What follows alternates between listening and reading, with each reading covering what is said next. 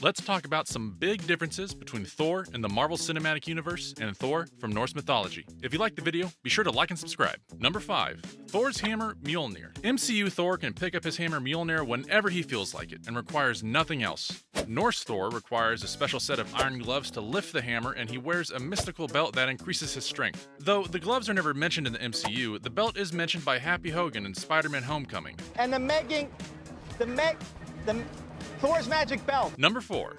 Looks. The MCU Thor, played by Chris Hemsworth, has long, golden flowing locks and is a tad more groomed and generally is the ideal version of Western beauty. Norse Thor is noted as having red hair and a red beard. Some accounts suggest he had a pig-like appearance. Definitely different from the charming blue eyes of Chris Hemsworth. Of course. Number 3. Titles. In the MCU, we know Thor as the God of Thunder, but in mythology, he's known as many other things. In addition to being the God of Thunder, he's also the God of Tides, weather, oak trees, war, fertility, and many others. Number 2. Relationships.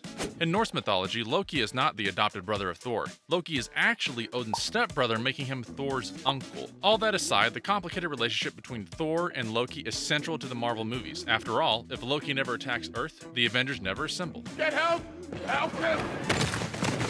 Classic. Another difference is that Thor marries Sif, the goddess of the harvest in Norse mythology, whereas in the movie, Thor only has eyes for American astrophysicist Jane Foster, played by Natalie Portman, who is returning to the screen in Thor Love and Thunder. And finally, Hela is not Thor and Loki's long-forgotten sister, according to Norse mythology. Instead, even though you wouldn't think of him as the parenting type, she is in fact Loki's daughter. We could go on, but honestly, we would be here all day long if we decided to list all the relationship differences. Number 1. Flight. In the MCU, Thor swings Mjolnir around and lets the weight pull him into flight. Norse mythology, Mjolnir doesn't let Thor fly. Instead, he prefers to soar through the skies on his chariot, being pulled by 2 goats, Tooth Gnasher and Tooth Grinder. Norse Thor actually discovered a life hack where he slaughters the 2 goats regularly for supper, then resurrects them the next day using his hammer. Comment on any other differences that you know about between the MCU Thor and Norse Thor. Like, subscribe, and have a great day.